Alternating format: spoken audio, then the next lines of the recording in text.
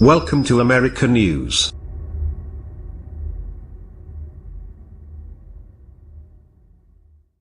The Portland video store Movie Madness has drawn customers from all over the metro area for 27 years, but now its future depends on transforming into a non-profit.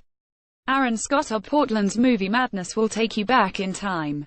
The walls are lined with movie memorabilia, everything from the actual dress Julie Andrews wore to Sing Do Re Mi and The Sound of Music to the knife from Scream and the soap from Fight Club.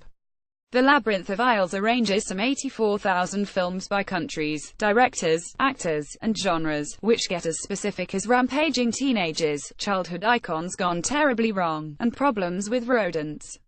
Owner Mike Clark started Movie Madness in 1991 with 2,000 VHS tapes, after working in the industry himself in Hollywood.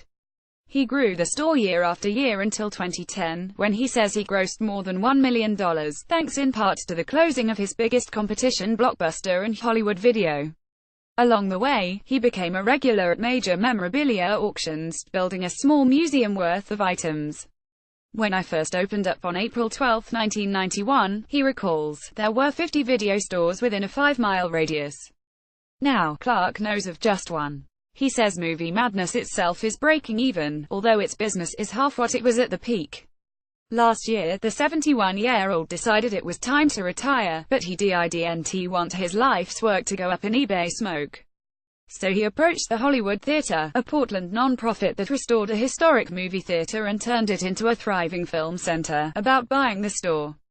Owner Mike Clark has assembled a small museum of movie memorabilia, including the soap used in the posters for Fight Club, various creatures from Alien, and an assortment of costumes from decades of film.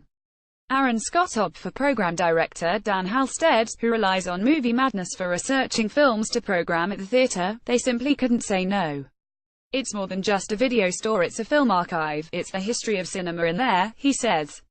I think there's a misconception right now that movies are all available online, and that isn't the truth at all.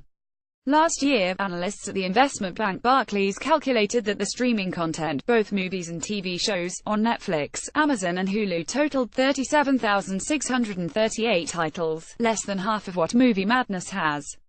And it's not just obscure films that are missing from the big three. The tracking site AllFlix says Netflix has little more than 250 movies from the entire 20th century, and that its selection has shrunk significantly in recent years. Clark offered to sell Movie Madness to the Hollywood Theater for $250,000, less than half its appraised value. The theater non-profit decided its best bet was a Kickstarter campaign.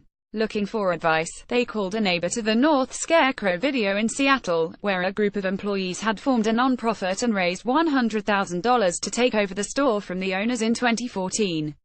Once we did the Kickstarter, we started getting calls every month from video stores all over country, and more of them were exploring the non-profit route, says Scarecrow board president Kate Barr. Similar non-profit transformations have happened in Los Angeles, New Haven, and Norfolk, Virginia.